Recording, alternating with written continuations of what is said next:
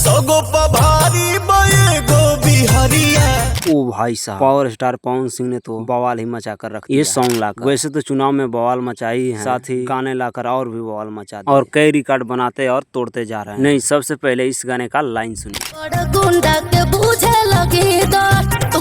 नहीं, ये मैडम पूछ रहे हैं पावर स्टार पवन सिंह से तुम कौन? शायद ये मैडम बिहार में पहला बार आयल। मैडम के ही पता नहीं खे कि जहाँ पावर स्टार पवन सिंह खड़ा हो जाला लाइन वजह से शुरू हो जाला। इसके जवाब में देखिए पावर स्टार क्या बोलते हैं।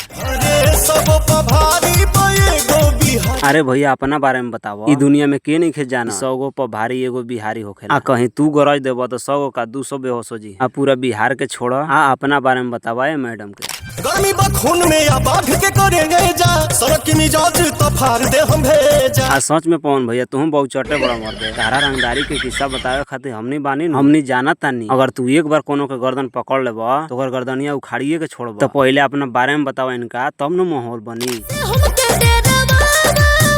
देखा मर्दे, डरा गिली नहीं लड़की। ये से कहत रहे कि पहले अपन नामवा बतावा, आई एकरा पता चले कि तू कितना बड़ा संस्कारी बड़ा। तो ना मुड़ी तोड़ दे, हई कर दे, हऊ कर दे। आखिर छोड़ा, अभी भी मना सकेला। हर दूरा में कितना पैसा बा ये सब बतावा, लड़के फ्लैट हो जाता। हाँ, तो ये बार कोनो गलती मत कर। तहरा से हाथ जोड़ के बिनती बा पवन, ए बेरा कोनो गलती ना होके के चाहिए। पैसवा के बारे में ज्यादा बताई। अगर अलमारी में 10 रुपया हुई तो कहे 50 रुपया, ठीक नु? आवा धन से